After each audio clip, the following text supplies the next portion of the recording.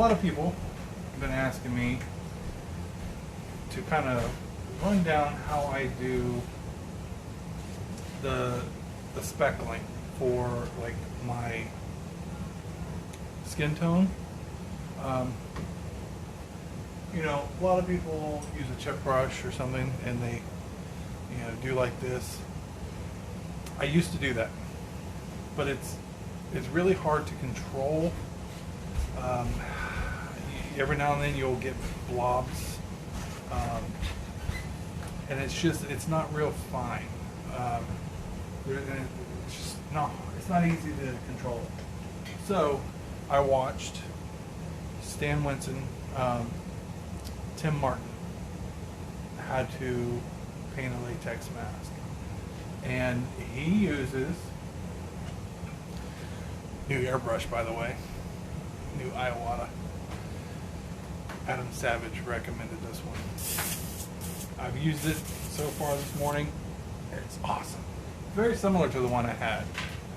This one's a little more because it has this adjustment on the end, so it keeps you from, like, you can tighten it so that you can't pull the trigger all the way back. So if you wanted to limit how much paint's coming out, so if you wanted to do like the same amount of lines, it's really cool.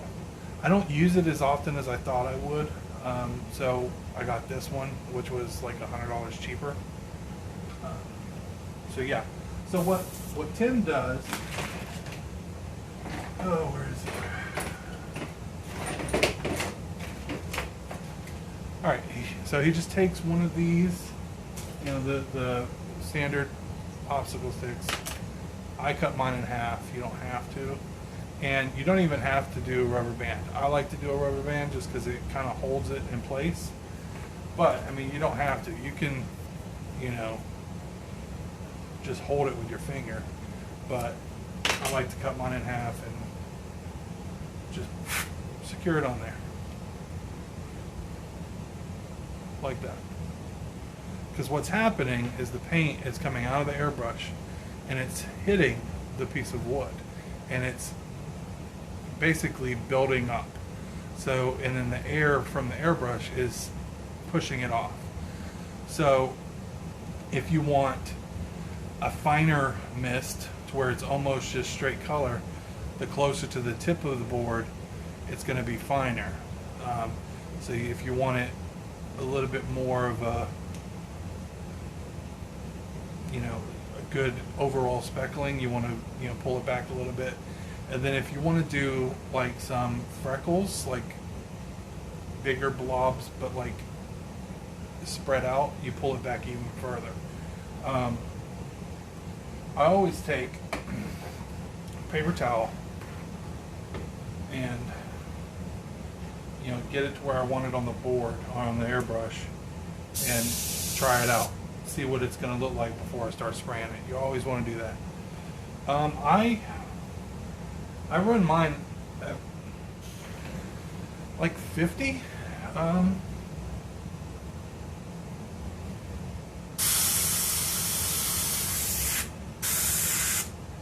I mean, it's set at 50, but whenever I pull it back, it drops down to 40, so 40 continuous.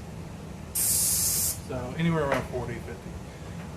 Now, you can also, with airbrush, turn your pressure down to like 5 or 10 per psi, and when you pull back, it'll spit and sputter and give you that similar effect, but it's not as controlled.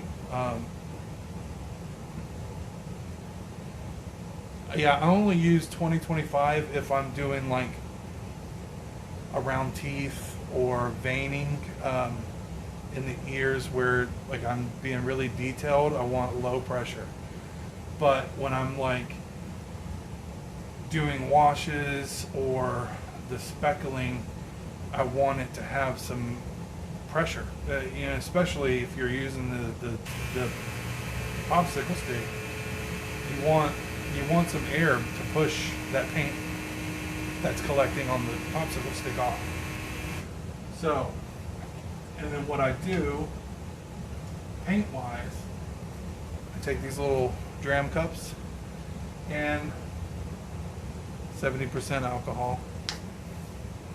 And I usually I always overestimate on mixing my paint. No matter what I'm doing, I always end up having more left over. But I usually put 4 drams or half an ounce of alcohol, and then I use, Tim Gore's acrylic. And you want to do just like whoop, just a couple little tiny drops. Like you don't want to put too much paint, because then you're making it thick.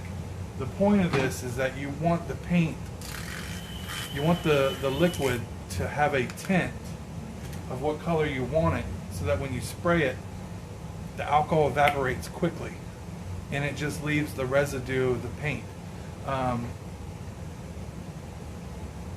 And when you only put so much paint in the alcohol to make it thin, whenever it does evaporate, the paint itself is so thinned out that it looks very transparent. You can almost not even see it. So we'll get it, put a little bit in there, give it a test. Now see, that is not showing up on my, yeah, there we go. That's pretty much just spraying, like I don't have it's just like color. So I want to pull it back a little bit off from the board front, and then try it again. And now it's starting to give me a speckling, but not quite, so I'm going to back it further just a little bit.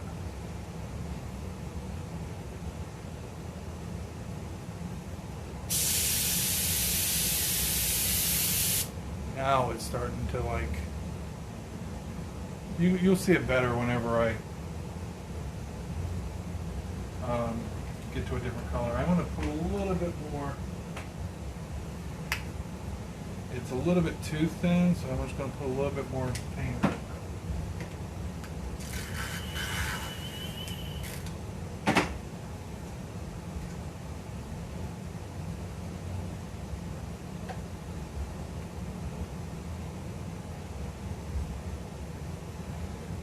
It also depends on the type of airbrush. I mean, different airbrushes use different pressures, so.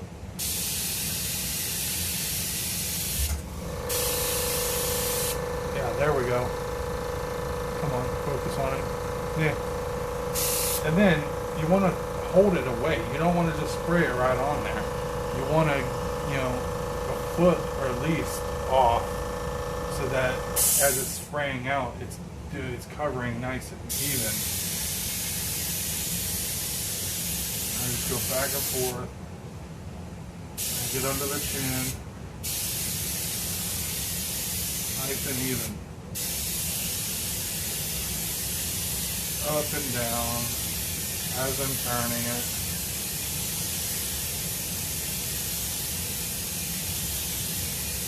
Nice even coverage. I get the neck, and I go across the bib.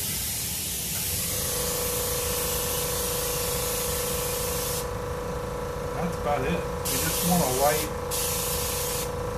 spattering.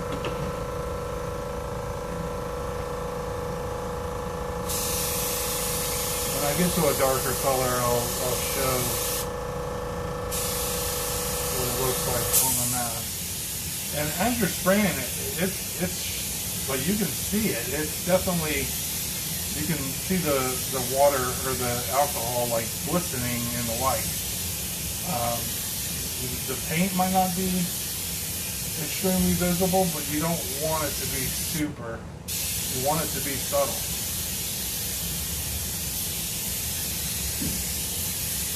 Because you're just breaking up that monotony of color.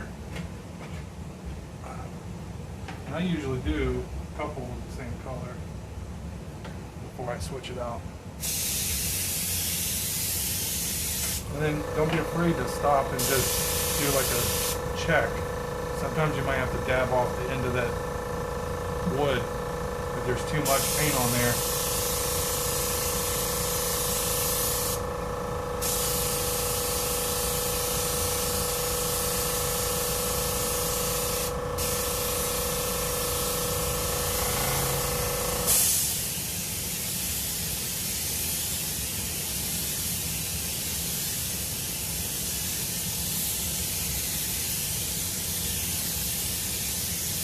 You don't want to go too heavy because then it'll start to change your base color. It might make the whole thing look too red.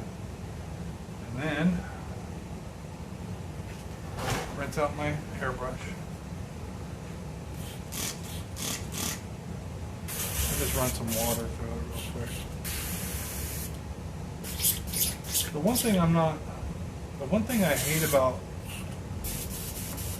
the airbrush paint that I use is it tends to like break up. These tiny little, like if you let it sit, it starts to like separate into these little tiny flakes almost.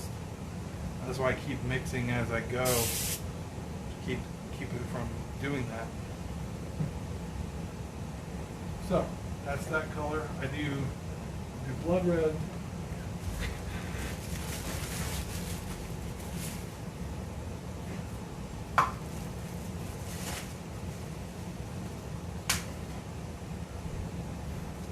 And I put next color about the same, half. You could probably do less. This is what I was talking about.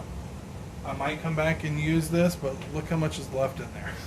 I could probably do half of that and be fine, but I've always just mixed this and it's always worked, so I'm probably wasting it, but whatever.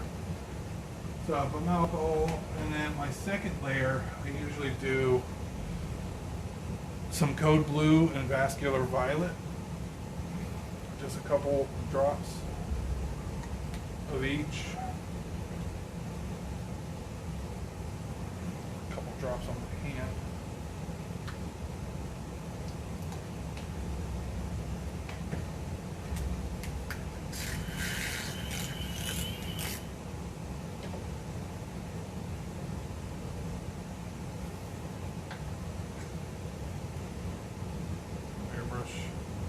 Back in there.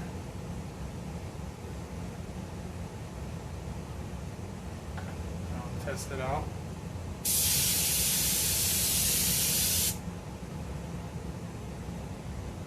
Yeah, you can actually see it.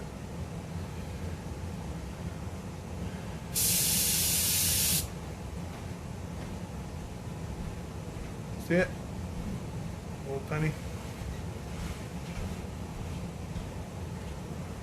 Alright, now we're just going to go over where we just did all the red.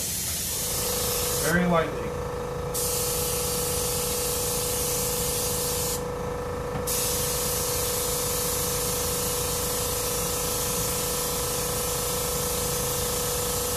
Remember, you're going to stay back so you're not making huge blobs. Nice and even.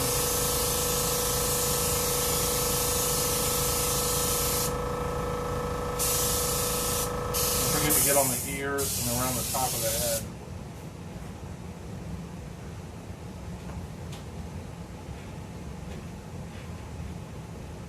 Come on, God, I hate this tablet. But yeah, see, you can see it, it's very subtle.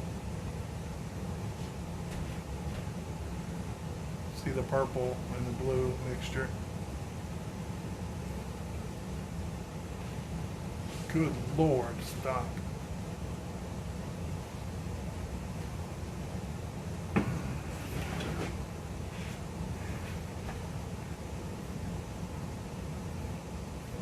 You know what, let me see if I can do this.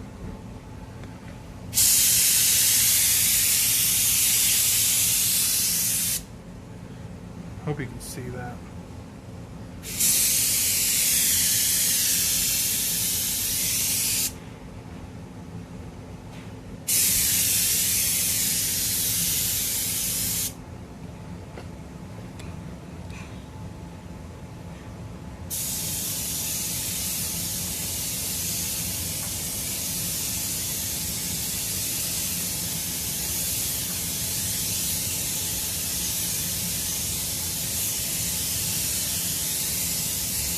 See, James, the problem that you're having is you're doing all of this first. This is one of the last things that I do. I do my base coat to give it that light flesh color, and then I do my, you know, the pink wrinkles and whatnot to bring it more to that alive flesh color, and then I do my freckling to, you know, break it all up so that it looks more natural. Every time I've seen you do, you know, with the brush, the chip brush speckling, you're doing that first, and then you're covering everything that you just did up. So, like, it's almost impossible to see what you've speckled when you've covered it with so much paint. Alright, that's all I do with that.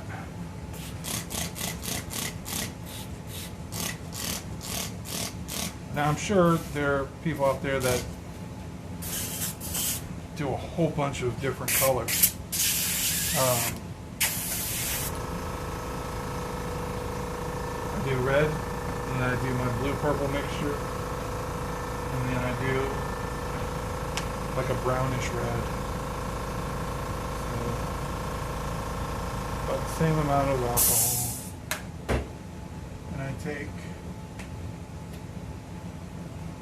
the decay brown. Just a nice little squirt. And then even less of the red, just to make it a little tinted.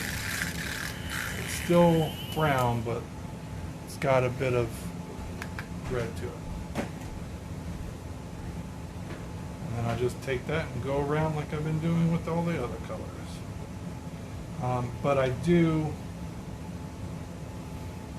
one last thing with the brown. Now I'm going to check and make sure.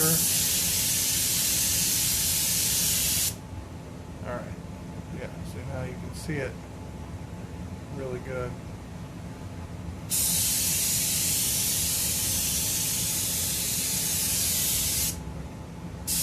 Now, if this were like a slightly dead, you know, I would probably, like the Jason Goes to Hell, I'd probably do a little bit more of a heavier brown on it with a bigger speckling, just to dirty it up.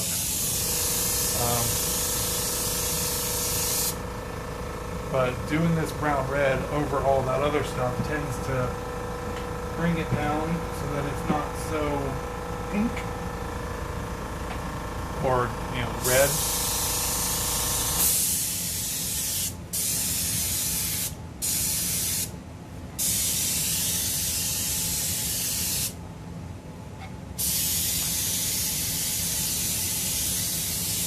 I do go a little lighter on the face because a lot of faces aren't that much speckling on the face.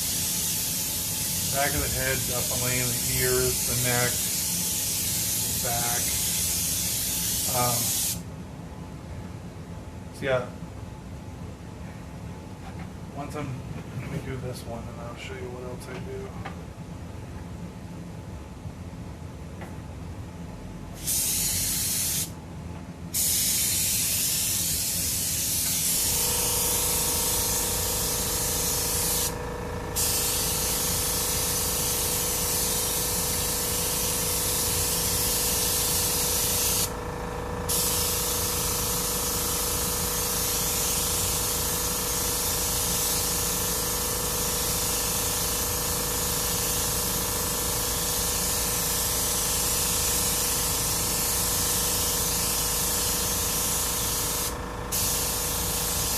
Alright, so now that that's done, I'm going to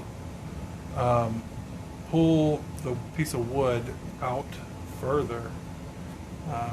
Get my rubber band back on here. Come on. Alright, so I got the wood sticking out further because I want to do bigger speckles. See what I'm saying? See how much bigger they are now? Just to give it that, you know, freckly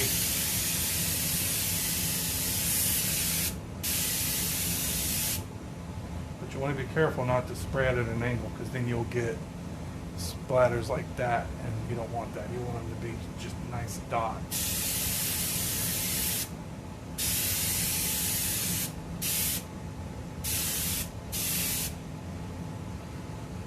Can you see the brown freckles that I just did? Oh yeah, you can. Yeah. I only do those on part 2 and part 4. I don't really like doing them on everything.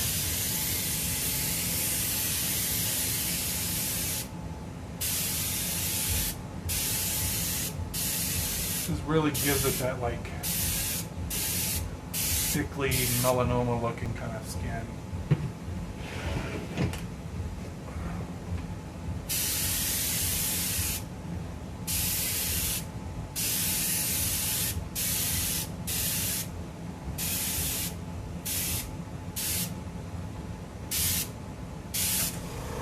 Alright, so now that that's done, I'm done with my popsicle stick. So what I do, clean my airbrush back out.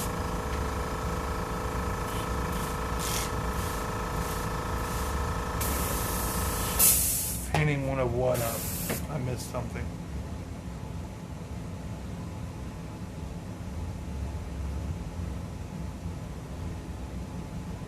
Oh yeah, I actually got it on Amazon. It's a milk frother.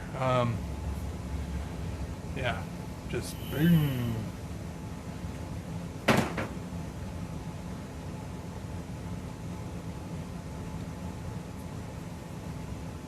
Alright, so clean my airbrush out.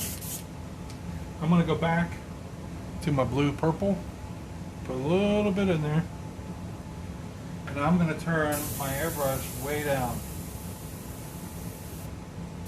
like 10. I'm going to do a couple veins. Test it. Always airbrush. Number one rule. Test your color. Test. See what your flow looks like.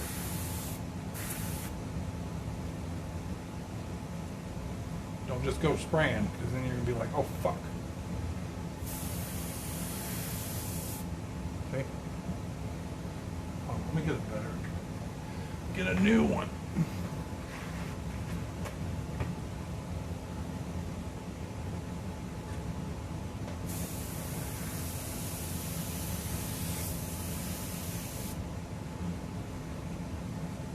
See what I'm going for there?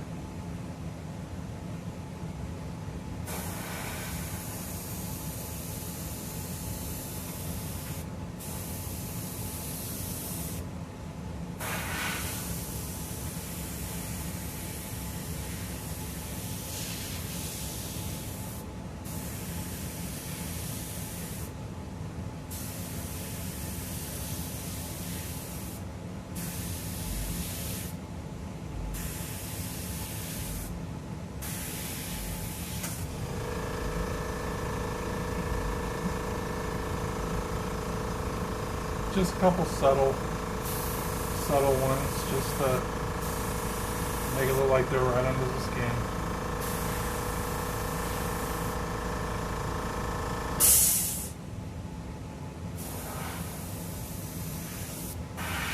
Not sure why I'm doing veins on the neck right here, because I'm about to put a shirt on him, but you never know, they might take the shirt off one day and be like, oh shit, there's veins under here.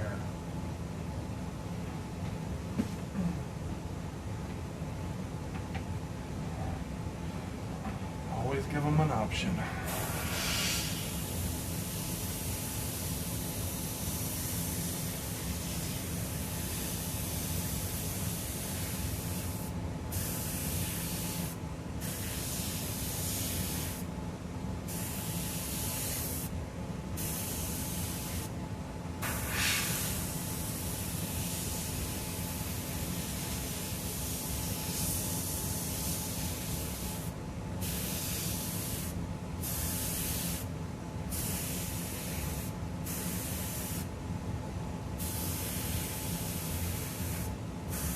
My veins never look exactly the same.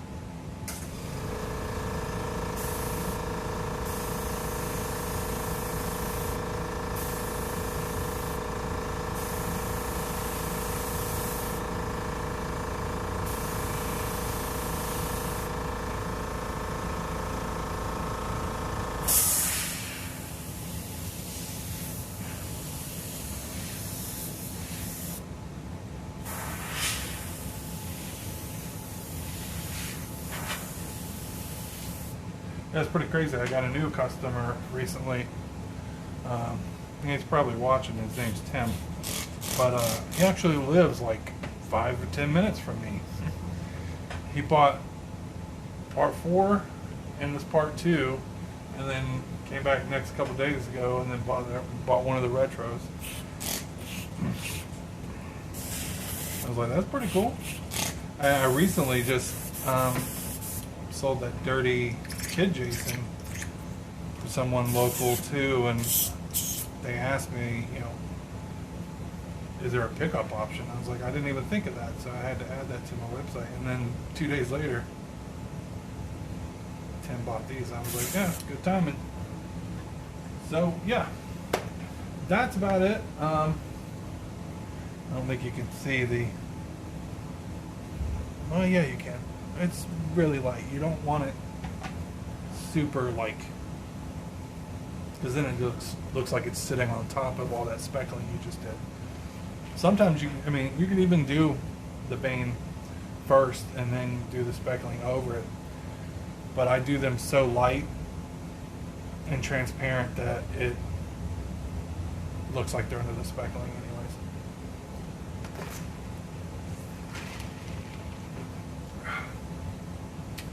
So yeah, that's about it. I'm gonna let these dry for a minute, go in and finish doing all inside the ears, darkening that up, and the nose and the mouth and stuff. And we should be good to go for the shirt after I clear it. Start adding some blood. Yeah, hope that helped. Oh, check this out. This is my retro eyes. They now glow in the dark. Cannot wait to try that. I need to get a black light because I heard black light really makes glow in the dark stuff charge fast and pop.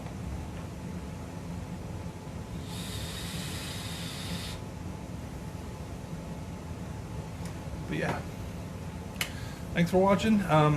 Anybody has any questions, I'm probably going to put this on my YouTube. Probably cut out the unboxing part and make that like separately or something, but I'm always open to helping, teaching. I don't have secrets. I feel like that's dumb. I wouldn't be where I am if someone didn't help me, teach me.